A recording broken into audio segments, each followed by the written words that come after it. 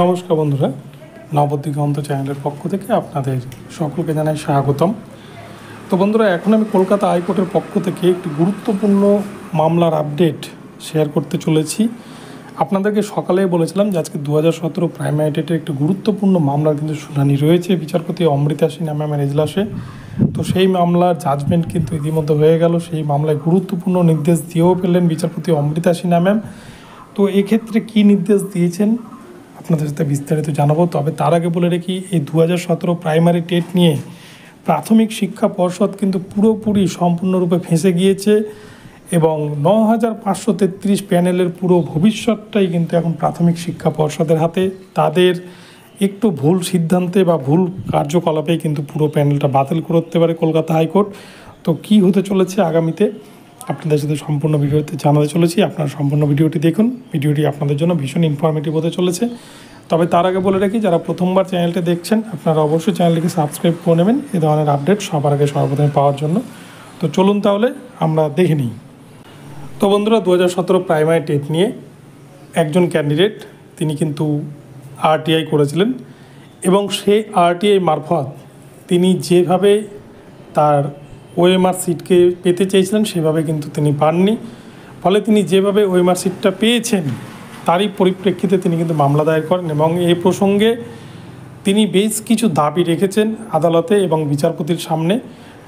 আইনজীবী সুদীপ্ত দাশগুপ্ত তিনি যে বিষয়গুলো উপস্থাপন করেন তার মধ্যে প্রথমত হলো, সেই ক্যান্ডিডেটকে যেভাবে ওএমআর সিটটা দেওয়া হয়েছে এটা কিন্তু এডিটেবল পেজ থেকে তোলা, অর্থাৎ খুব সহজেই যে এডিট করা যায়, যেটাকে ডিজিটাল ওএমআর সিট বা অরিজিনাল ওএমআর সিট নয়, যেটাকে কিন্তু এডিট করা সম্ভব, সেই রকম ওএমআর কপির ফুটপ্রিন্ট দিয়েছে সেই ক্যান্ডিডেটকে।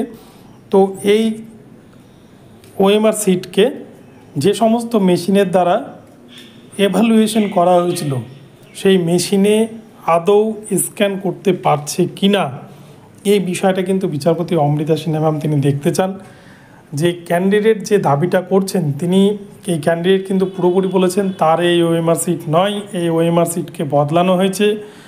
তাই যে মেশিনের দ্বারা ওএমআর সিটের মূল্যায়ন করা হয় সেই মেশিনের দ্বারা যাতে সম্পূর্ণরূপে প্রপার নিয়ম মেনে যাতে ওএমআর এভালুয়েশন করা হয়, তাহলে কিন্তু যদি স্ক্যান হয় বোর্ড যেরকমভাবে তাকে ওএমআর সিট দিয়েছে সেইভাবে যদি ওএমআর স্ক্যান করতে পারে বোর্ড যে দাবিটা করছে, তাহলে কিন্তু পিটিশনারদের হয়তো আর কোনো দাবি থাকবে না। সেক্ষেত্রে প্রাইমারি বোর্ড কিন্তু জিতে যাবে। কিন্তু প্রাইমারি বোর্ড যে অ্যাক্টিভিটিসটা করছে তাদের কিন্তু সেক্ষেত্রে অনেকটাই তারা ব্যাকফুটে চলে যাচ্ছে। তো আগামীতে এই মামলা 14ই আগস্ট উঠতে চলেছে। সেদিন কিন্তু বিচারপতি অমৃতা সিনহা ম্যামের এজলাসে জমা করতে হবে প্রাথমিক শিক্ষা পর্ষদকে রিপোর্ট যে আদৌ রোল নাম্বারের জায়গাগুলো সার্কেল ভরাট না করা থাকলেও সেটাকে এভালুয়েশন করতে পারে কিনা মেশিন সেই ওএমআরটাকে নিতে পারছে কিনা,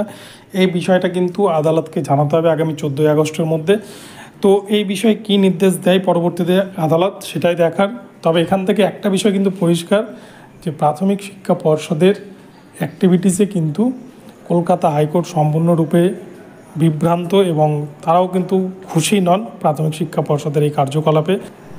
তো বোর্ড যদি আগামীতে নিজেদেরকে নির্দোষ প্রমাণ না করতে পারে তাহলে কিন্তু আগামীতে ভীষণ সংকটের মধ্যে পড়তে চলেছে প্রাথমিক শিক্ষা পর্ষদ এবং তার সাথে সাথে পুরো 9533 প্যানেল যারা এবার 2017 থেকে চাকরি পেয়েছেন।